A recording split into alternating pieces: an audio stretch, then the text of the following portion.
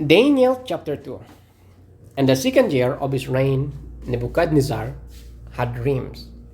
His mind was troubled and he could not sleep. So the king summoned the magician, enchanters, sorcerers, and astrologers to tell him what he had dreamed.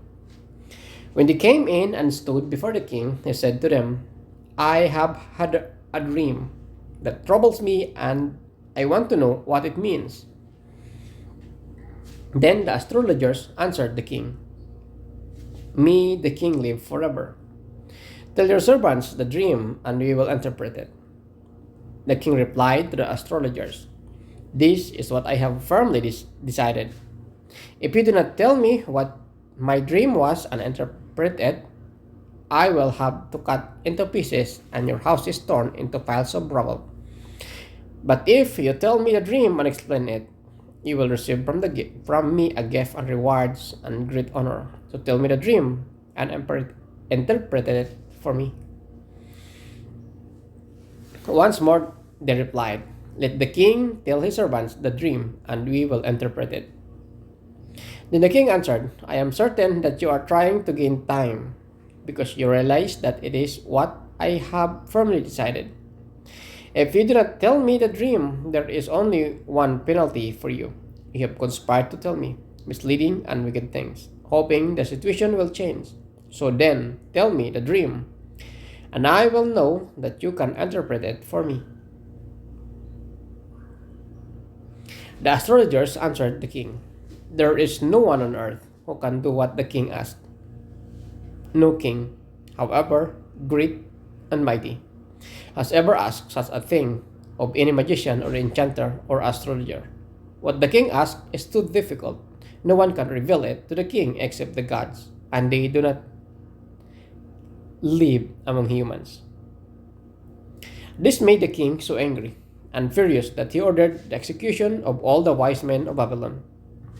So the decree was issued to put the wise men to death, and men were sent to look for Daniel and his friends to put them to death. When Arioch, the commander of the king's guard, had gone out to put to death the wise men of Babylon, Daniel spoke to him with wisdom and tact. He asked the king's officer, Why did the king issue such harsh decree? Arioch then explained the matter to Daniel. At this, Daniel went into the king and asked for time, so that he might interpret the dream for him. Then Daniel returned to his house and explained the matter to his friends Hananiah, Mishael, and Azariah. He asked them to plead for mercy for the God of heaven concerning this mystery, so that he and his friends might not be executed with the rest of the wise men of Babylon. During that night, the mystery was revealed to Daniel in a vision.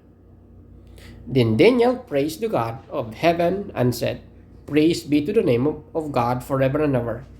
Wisdom and power are his. He changes times and seasons. He disposes kings and raises up others.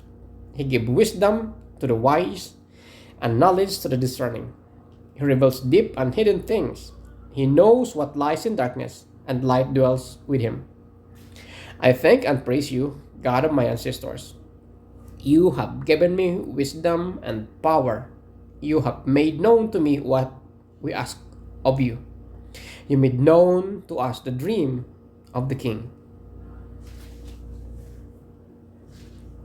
Then Daniel went to Arioch, whom the king had appointed to execute the wise men of Babylon, and said to him, Do not execute the wise men of Babylon. Take me to the king, and I will interpret his dream for him.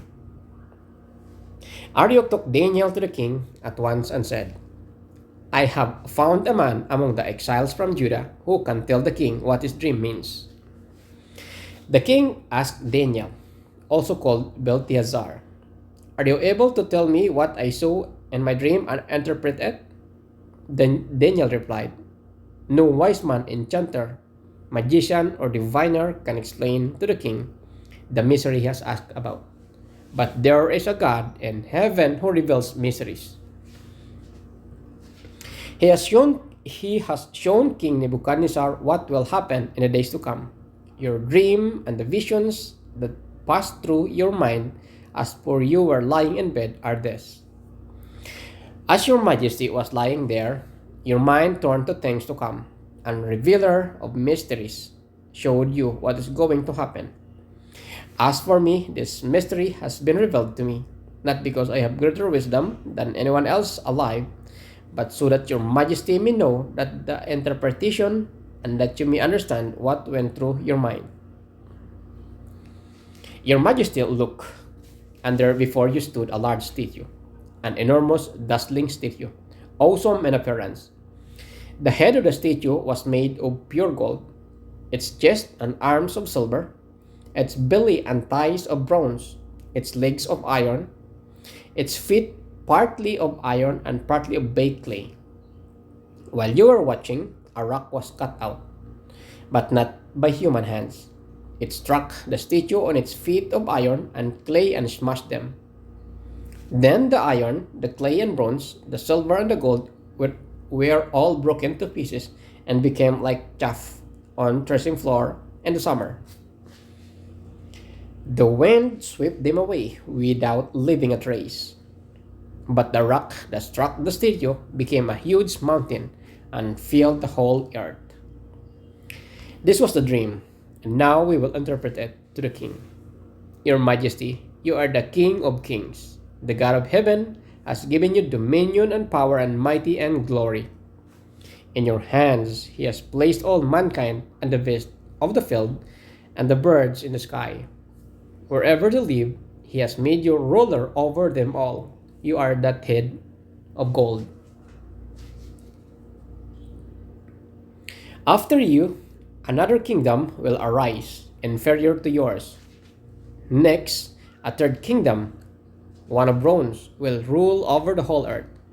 Finally, there will be a fourth kingdom, strong as iron, for iron breaks and smashes everything.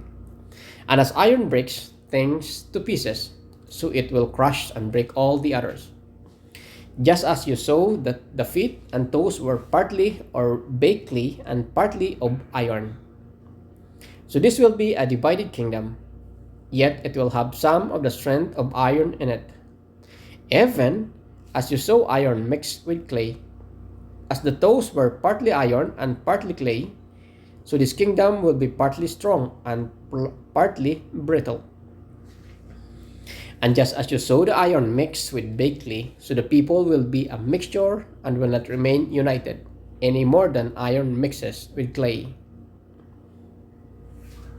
In the time of those kings, the God of heaven will set up the kingdom, a kingdom that will never be destroyed, nor will it be left to another people. It will crush all those kingdoms and bring them to an end, but it will itself endure forever. This is the meaning of the vision of the rock cut out of mountain, but not by human hands, a rock that broke the iron, the bronze, the clay, the silver, and the gold to pieces. The great God has shown the king what will take place in the future. The dream is true, and its interpretation is trustworthy. The king Nebuchadnezzar fell prostrate before Daniel and paid him honor and ordered that an offering and incense be presented to him. The king said to Daniel, "Surely your God is the God of gods and the Lord of lords, O Lord of kings, and a revealer of mysteries. For you are able to reveal this mystery." Then the king placed Daniel in a high position and lavished many gifts on him.